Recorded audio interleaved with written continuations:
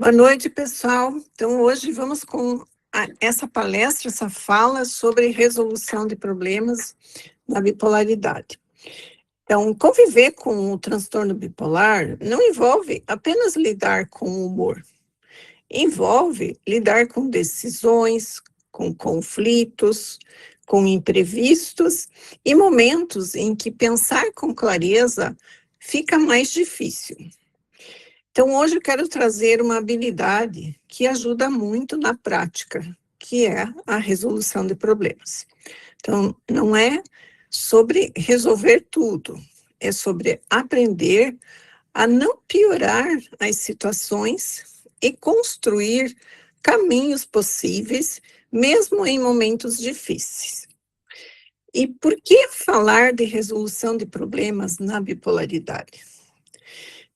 As pessoas que têm a bipolaridade costumam enfrentar desafios como decisões impulsivas em fases de ativação, dificuldade de agir em fases depressivas, conflitos familiares, sobrecarga com tarefas simples, sensação de não sei por onde começar.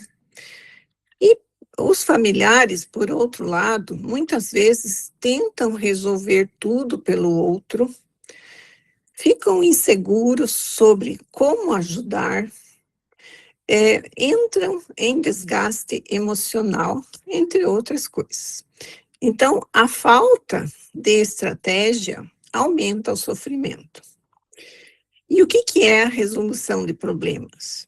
Então, é uma habilidade que ajuda a organizar os pensamentos, reduzir a impulsividade, aumentar a sensação de controle e tomar decisões mais conscientes.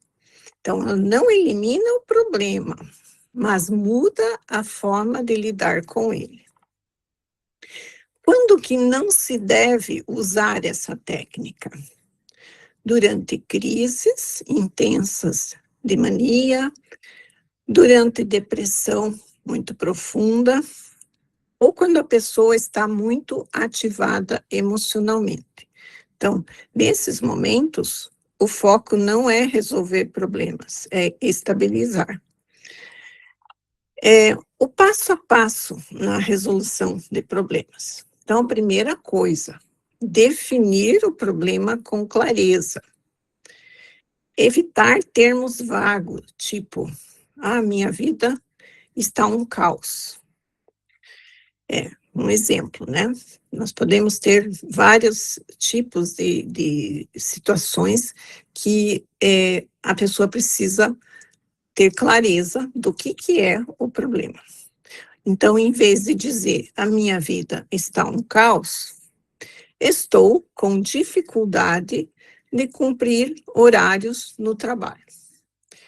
Então, pergunta para ajudar a clarear, né? O que exatamente está acontecendo? Aí, o segundo passo vem listar possíveis soluções, sem julgar, sem filtrar no começo. Que chama de chuva de ideias, né? Então, tudo que vem à mente, vai colocando nessa lista. Exemplo, pedir ajuda, dividir tarefas, reduzir a carga de trabalho, conversar com alguém, adiar uma decisão, né? Então, aqui é quantidade antes de qualidade.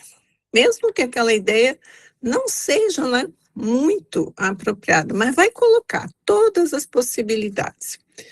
Feito isso, vai para um terceiro passo, que é avaliar os prós e contras, né? Então, aqui já entra um pensamento um pouco mais racional, né? Para cada ideia lançada no passo das possíveis soluções, pode se perguntar, né? Isso ajuda ou piora depois? É compatível com o momento do meu humor? Tem risco? Né? São perguntas que vão ajudar a ter mais noção das consequências disso. O próximo passo é escolher uma solução possível. Ela não precisa ser perfeita, mas possível. Então, esse passo é um ponto bem chave.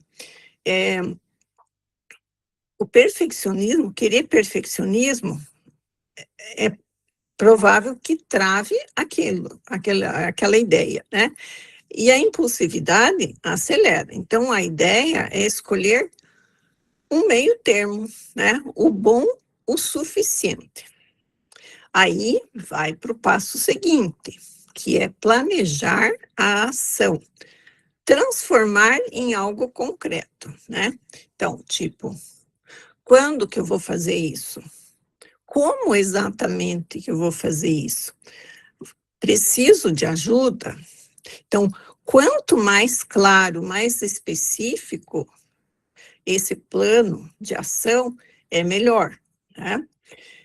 Avaliar, né, o próximo passo, avaliar o resultado, né? Então, depois que colocou o plano em ação, vai avaliar se funcionou. E o que precisa ajustar? E se ele estiver super bem, estiver dando certo, ok, segue em frente. Ou ajusta, né? Isso evita a autocrítica automática. Adaptações para a bipolaridade. Em fase de ativação, né, hipomania ou mania, reduzir velocidade das decisões, pedir validação externa para um familiar ou um profissional e evitar grandes decisões. Uma pergunta que ajuda.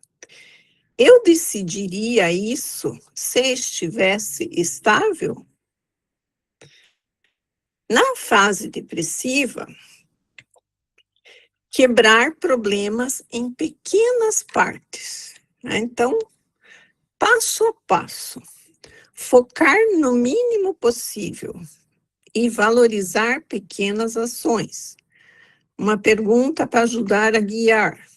Qual que é o menor passo que eu consigo dar hoje?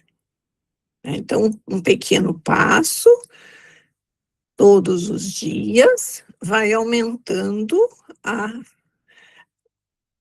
o significado daquele passo, vai trazendo reforço e a pessoa vai conseguindo melhorar dia a dia, ou vai estar colaborando no processo, né, da sua estabilização.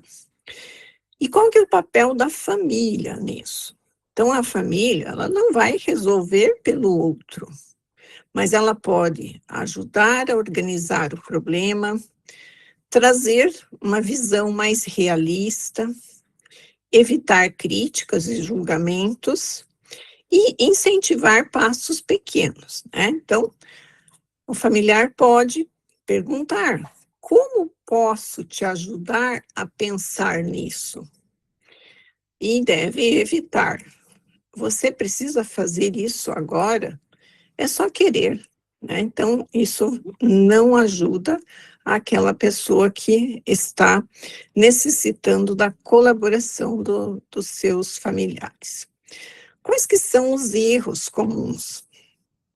Tentar resolver tudo de uma vez, decidir no pico emocional, esperar motivação para agir, né? Nós precisamos agir para ter motivação, não o contrário.